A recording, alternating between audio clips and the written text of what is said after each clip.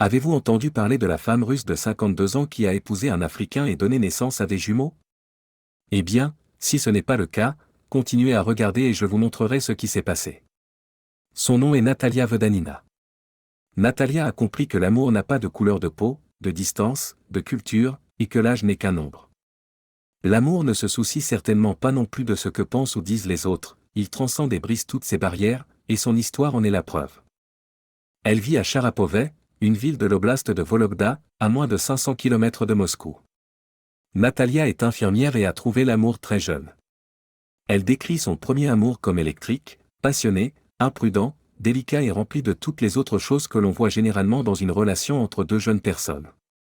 Leur relation était remplie de nombreuses nuits en boîte, de nombreuses disputes et bagarres. Ces querelles étaient alors résolues non pas par leurs amis ou leur famille, mais par leur médiateur le plus efficace, une bouteille de vodka.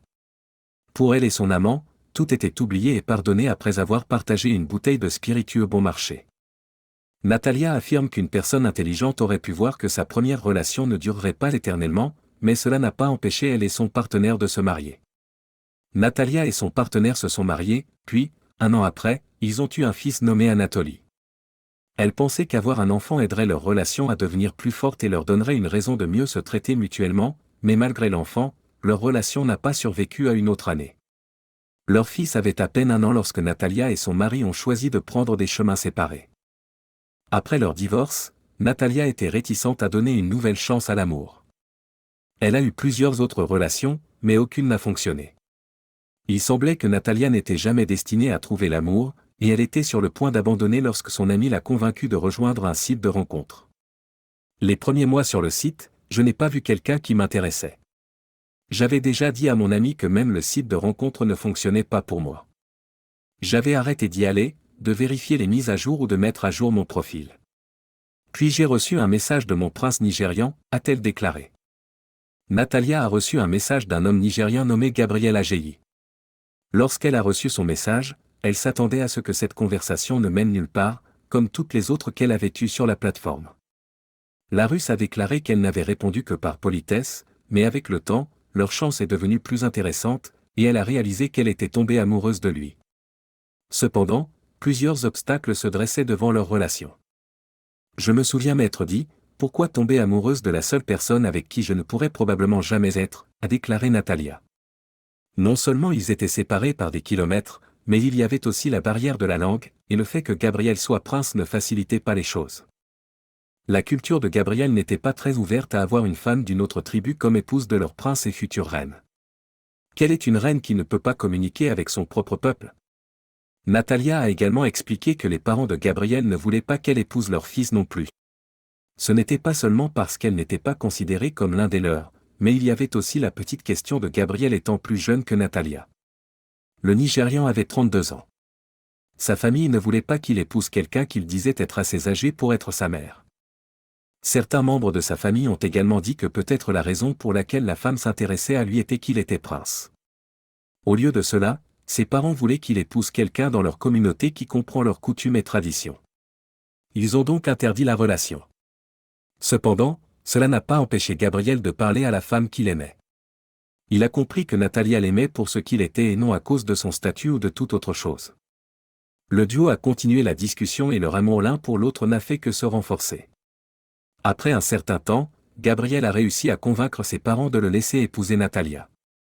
Il a organisé plusieurs appels vidéo au cours desquels ses parents ont pu lui parler et la connaître. Ses parents ont réalisé qu'elle aimait vraiment leur fils, donc ils ont soutenu leur union. Cependant, ils n'étaient pas les seuls à avoir des préoccupations concernant la relation de Gabriel et Natalia. Certains membres de la famille de Natalia doutaient des intentions de Gabriel. Certains de ses proches croyaient que le Nigérian ne l'aimait pas, au contraire, ils ont déclaré qu'il avait d'autres raisons d'être avec elle. On a dit à Natalia que Gabriel ne l'utilisait que. Les gens disent beaucoup de choses. Ils ont dit que notre amour était transactionnel, que j'étais trompé et escroqué. Beaucoup de gens m'ont dit que Gabriel ne m'aimait pas et qu'il ne faisait que m'utiliser pour obtenir un visa de résident. Ils ont dit, pourquoi un jeune homme s'intéresserait-il à une femme comme moi? Cela n'avait aucun sens car ils ne le connaissent pas comme moi. Je suis une femme adulte et je peux faire mes choix. Je suis assez intelligente pour savoir quand quelqu'un m'aime et quand il a d'autres intentions. Gabriel m'aimait et je ne laisserai personne d'autre me dire quoi faire. Leur avis n'avait pas d'importance. La seule personne à qui Natalia a demandé conseil était son fils de son premier mariage, Anatoly. Il a dit, j'étais sceptique à propos de leur relation, mais je lui ai dit de faire confiance à son cœur. Ce qui est important pour moi, c'est notre bonheur. Tout le reste est secondaire. Je ne refuserai pas à ma mère la chance de retrouver l'amour. En 2015, Natalia s'est rendue dans le pays d'Afrique de l'Ouest pour rencontrer l'homme qu'elle aime.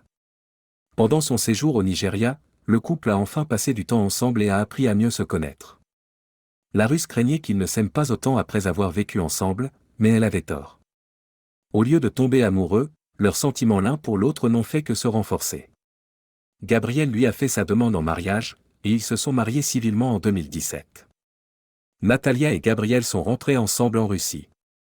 Quelques mois après leur retour à Charapové, Natalia a réalisé qu'elle était enceinte.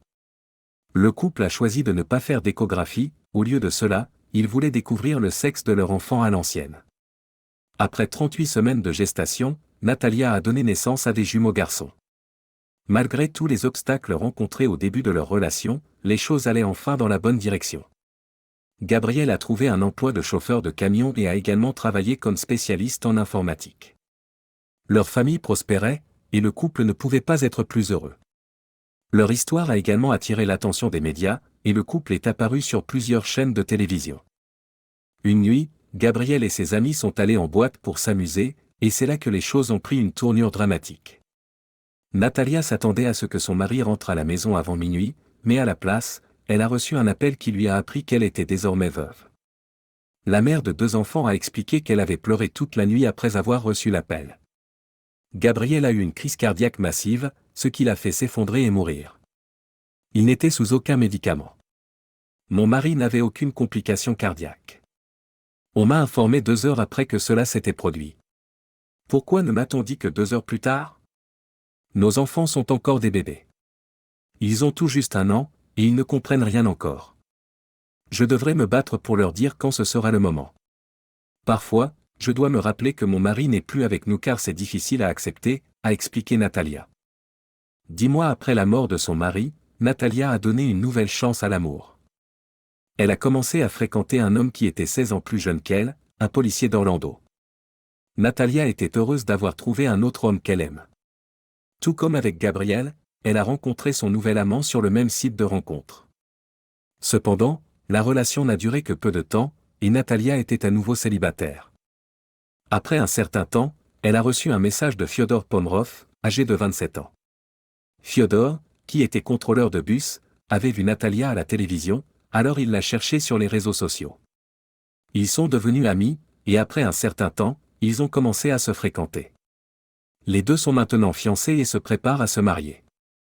Natalia a déclaré, « Pendant la majeure partie de ma vie, les gens ont remis en question mes choix, mais une chose que j'ai apprise, c'est que les gens parleront toujours, donc je ne m'en soucie plus. Je fais juste ce que je veux. Je fais ce qui me rend heureuse. Mon bonheur est ce qui est important pour moi, pas ce que pense qui que ce soit. L'âge n'est qu'un nombre. Fyodor et moi sommes heureux et amoureux, alors rien d'autre n'a d'importance. » Qu'avez-vous appris de l'histoire de Natalia? Faites-le moi savoir dans les commentaires ci-dessous. À la prochaine.